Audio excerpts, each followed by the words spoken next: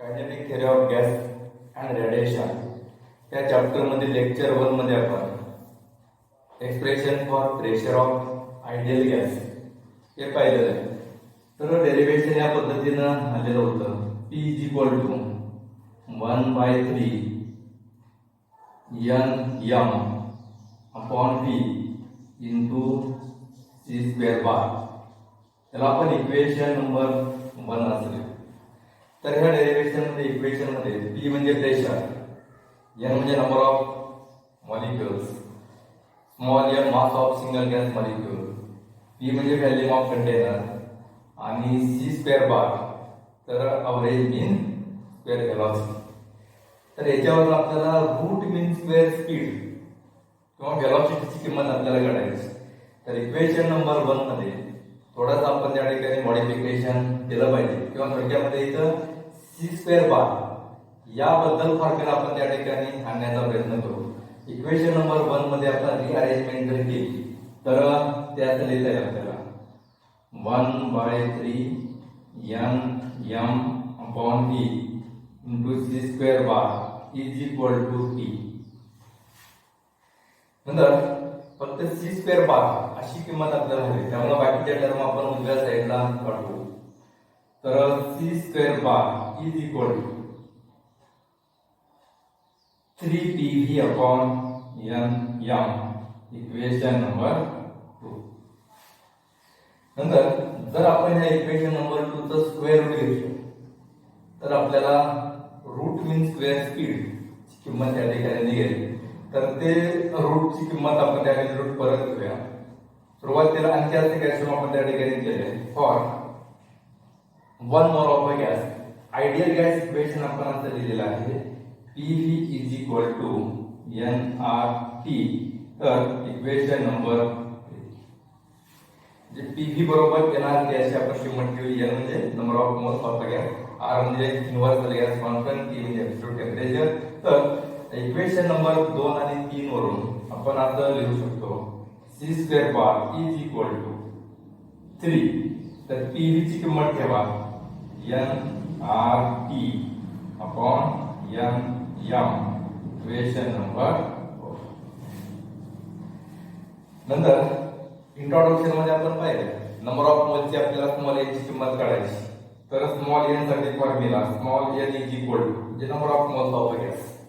तर त्यासाठी मास of gas त्या ठिकाणी किंवा स्मॉल n भागिले Na असं आपण त्या ठिकाणी इंट्रोडक्शन मध्ये फॉर्म्युला पाहिला. त्याला इक्वेशन नंबर 5 असं.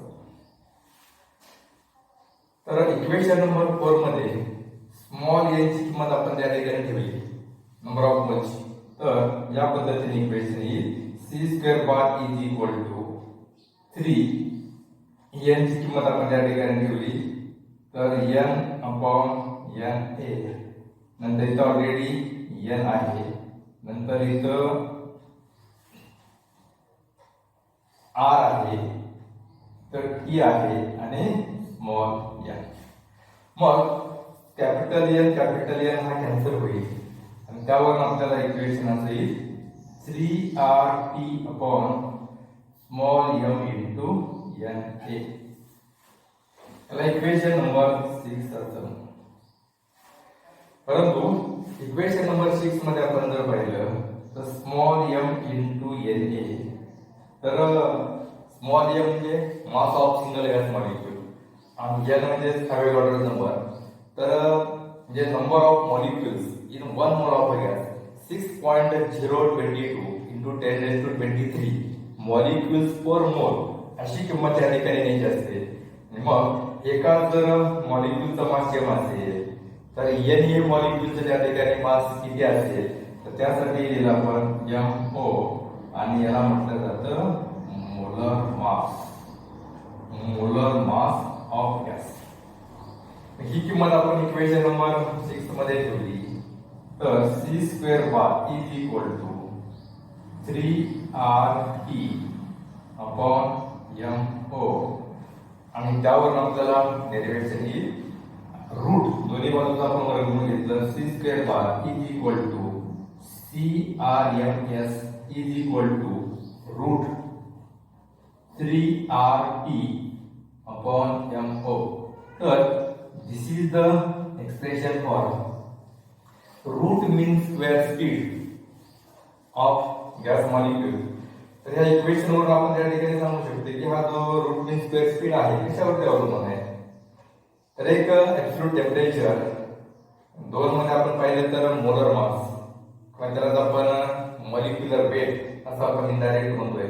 तर CRMS is equal to root 3RT upon MO. तर this is the expression for root mean square speed of a gas. नंतर हे जे इक्वेशन आपण आणलेलं आहे त्या इक्वेशनच्या सहाय्याने न्यूमेरिकल्स आपण सोडवत असतो आणि मग त्याच्यावर आपण विशिष्ट त्याच्या न्यूमेरिकलची किंमत आपण काढत असतो. तर हा फॉर्म्युला आपण सिंगल गॅस साठी देखील वापरू शकतो, डिफरंट गॅसेस साठी देखील आपण त्या ठिकाणी रूट मीन स्क्वेअरची किंमत आपण त्या ठिकाणी काढू शकतो.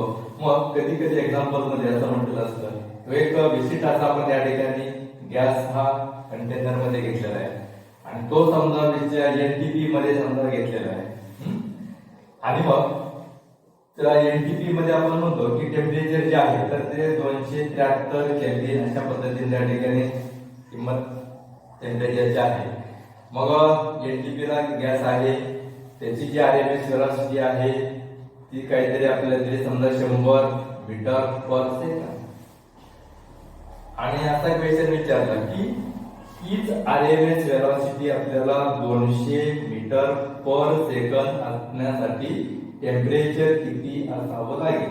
मग इथं आपण त्या ठिकाणी जे NTP चं टेम्परेचर आहे त्याला आपण T1 असं म्हणू, फायनल जे टेम्परेचर आहे त्याला आपण T2 असं म्हटलं.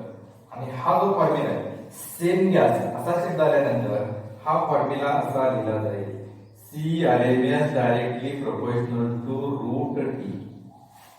त्याच्यामध्ये मॉडिफिकेशन आपण करत गेलो. तर CRMS चा आपण फक्त सफिक्स 1 लावला, directly proportional to root T1.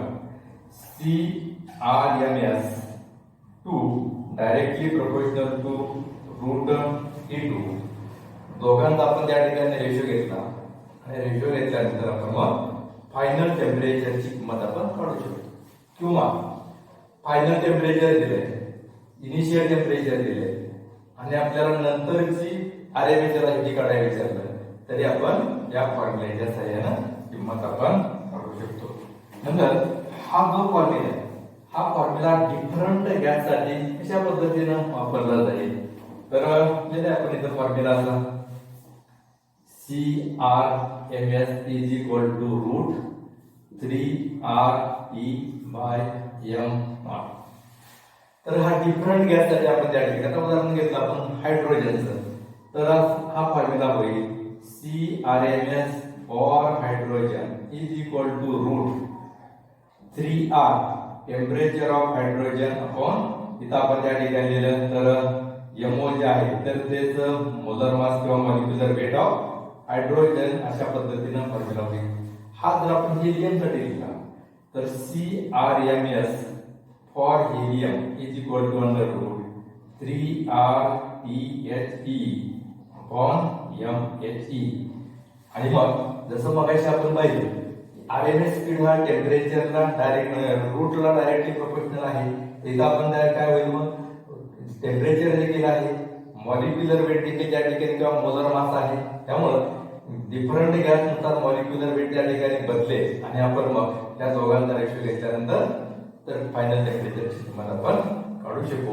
तर अशा पद्धतीनं रूट मीन स्क्वेअरचा जो फॉर्म्युला आहे जे आपण इक्वेशन काढले त्याच्या सहाय्याने आपण डिफरंट अशा पद्धतीच्या क्वांटिटीज आपण मेजर करू शकतो. उदाहरणार्थ RMS स्पीड असेल, ऍब्सोल्यूट टेम्परेचर असेल किंवा मोलर मास असेल त्या गोष्टीची किंमत आपण काढू शकतो. आता ह्याचा रेफरन्स घेऊन आपण या ठिकाणी पुढचं जे आर्टिकल आहे interpretation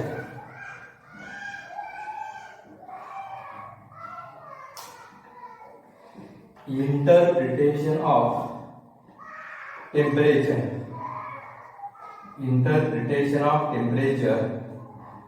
in kinetic theory.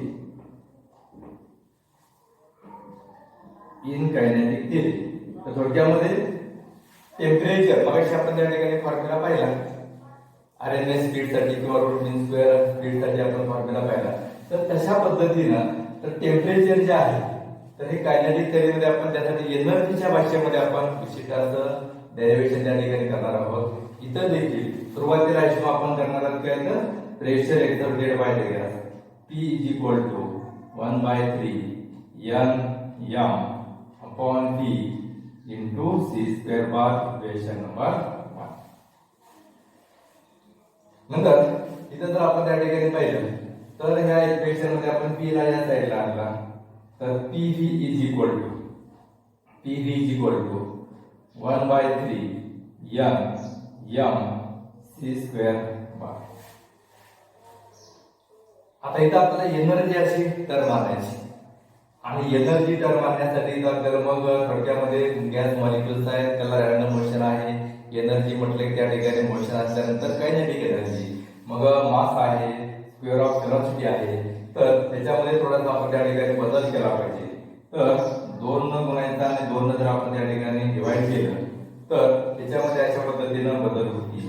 PV = हा 2 अगोदर लिहितो 2/3 तर N आहे आणि हा जो 2 आहे अशा पद्धतीने लिहिला हाफ M C² बार. मग जर ब्रॅकेट मध्ये आपण पाहिलं हाफ M C² बार तर this is the kinetic energy. This is the kinetic energy of single gas molecule. परंतु जर आपल्याला टोटल कायनेटिक एनर्जी जर हवी असेल तर टोटल कायनेटिक एनर्जी त्यालाच आपण त्या ठिकाणी E असं म्हटलं. टोटल कायनेटिक एनर्जी बरोबर E बरोबर तर एका मॉलिक्यूलची kinetic energy half M C² bar आहे. तर N मॉलिक्यूलची किती तर N × हाफ M C² बार. मग हे जे आपण त्या ठिकाणी इक्वेशन 2 आहे त्याच्यामध्ये किंमत N × हाफ M C² बारच्या ऐवजी आपण E अशी किंमत ठेवली. तर PV = 2/3 आणि ह्या टर्म ऐवजी काय किंमत आली तर E अशी किंमत आली इक्वेशन नंबर.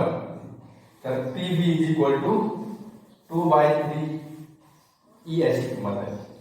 नंतर जे इक्वेशन आपण जे इंट्रोडक्शन मध्ये पाहिलेलं आहे त्याचं सांगते आपण त्या ठिकाणी रेफरन्स घेऊ. तर PV तर लिहितो आपण काय NRT. PV = NRT equation number 4. मग ह्या इक्वेशन मध्ये आपण काही मॉडिफिकेशन आपण त्या ठिकाणी करणार आहे. जसं मगाशी आपण लिहिलं होतं N number of moles of a gas.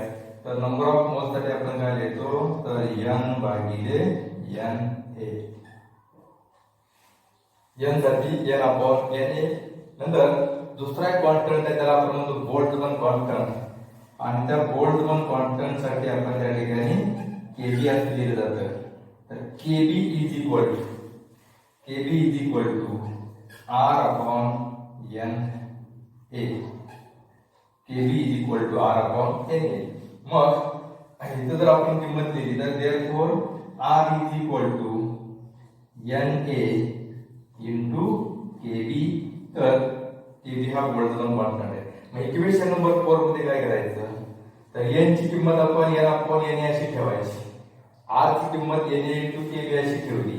तर PV = N ची किंमत N/NA × R ची किंमत दिली आपण NA × Kb. नंतर पुढे काय असणार आहे R ची किंमत ठेवलेली आहे. पुढे T असतात आपण त्या ठिकाणी दिला T. कॉमन टर्म मध्ये आपण NA ला NA यांचा झाला. तर PV = N × KBE equation number 5. मग इक्वेशन नंबर 5 पहा PV = N KBE आणि इक्वेशन नंबर 4 मध्ये पाहिले PV इक्वेशन नंबर 3 मध्ये पाहिले PV = 2/3E. तर इथं आपल्याला असं लिहिता येईल मग 2/3E जे PV ची किंमत इथे काय किंमत आहे N × KBE. therefore average energy total energy E बरोबर 3 या साईडला गेला 3/2 n a b e.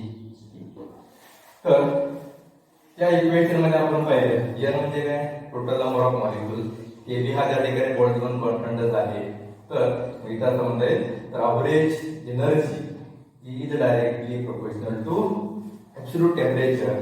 तर this is the interpretation of temperature in kinetic phase.